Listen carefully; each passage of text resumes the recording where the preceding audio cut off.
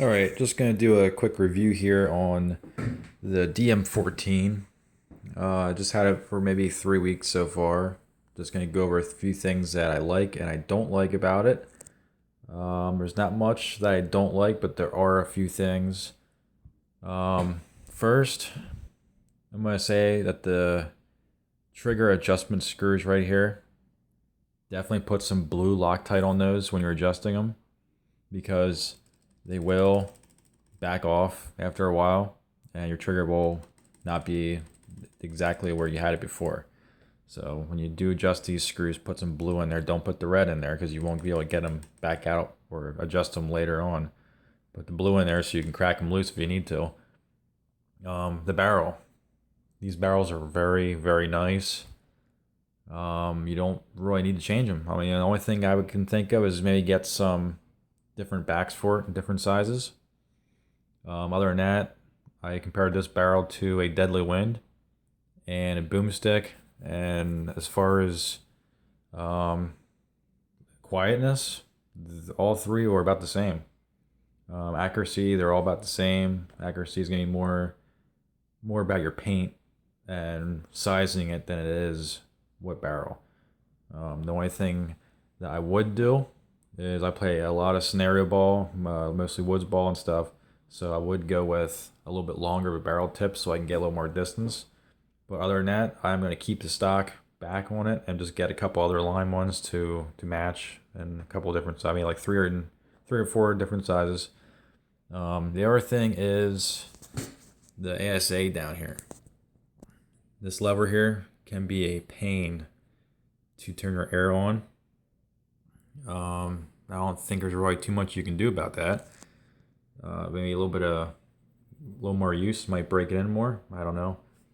I have a hard time sometimes turning that thing. I can't get my finger in there, but once it's on, it's fine. You ain't gonna worry about it. You don't have to worry about that. Taking the grips off, not a big deal. I heard people complain saying it's hard to take them off. I have no problems with it. The only other thing is that I can really think of right now is the feed neck. With a spire on here, it fit nice and snug. It was like pretty much perfect. Let me get this thing here. Turn it this way.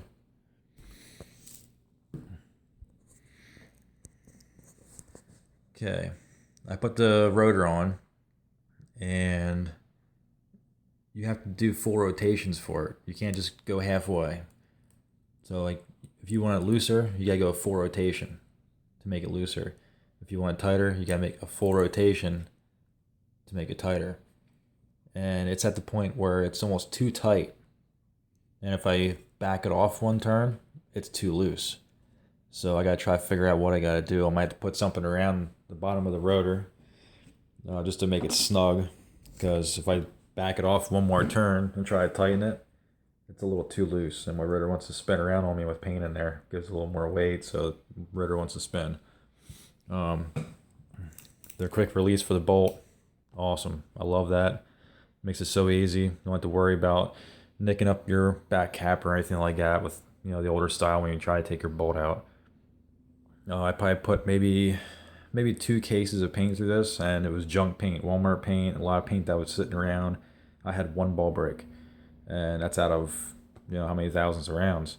So I thought that was pretty good, and I have it set right now on semi.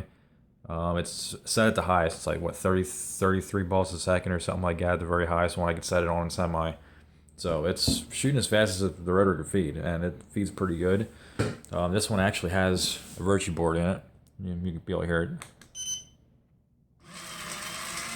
So that's that.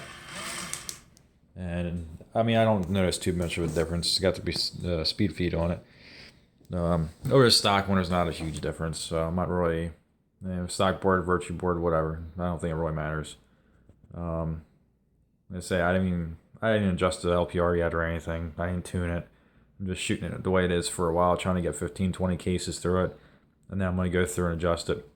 Another thing, our fields around here, I'm in PA. The fields around here are limited at 280 feet per second.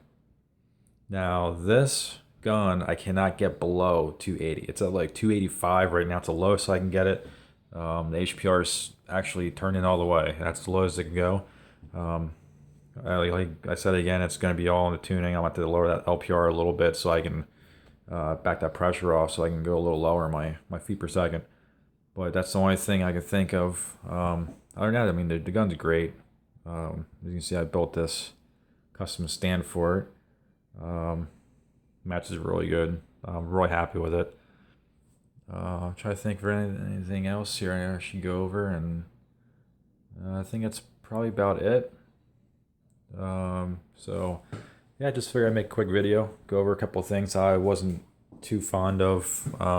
Let's say, I mean, the things that are wrong with this gun, it's not a deal breaker for me. I mean, I wish there was a little screw back here on the feed neck that I could turn just to give it a little bit more tightness or loosen it up a little bit so I can get that perfect tightness on this rotor or any feed neck I put on here. But like I say, I mean, I can get around it. I'll make it work. I'm just hoping the on-off here, let's say I say that it does loosen up a little bit over time, and I can be a little easier to turn that. But I mean, I can't imagine what's going to be like when it's freezing cold outside, 30 degrees, you're playing paintball. It's gonna be really tough to turn that, especially if you have gloves on. It's gonna be almost impossible. I'd say that's probably the main thing. The main thing would be that on-off there. Barrel's great. I'm not even gonna worry about the barrel. I was gonna go out and buy 120, 140 hour boomstick or one of the aftermarket barrels for it, and after shooting this one and actually comparing it to a buddy's boomstick, I'm not even gonna bother. It's just a waste of money. Like I said, just barrel back. Get a few of those different sizes. If you want to, you can just get a longer front if you want to get more distance out of it. Playing speedball and stuff, you don't gotta worry about unless you're a back player. I mean, this barrel's gonna be fine. Air, it's not too. I mean, it's not horrible in air.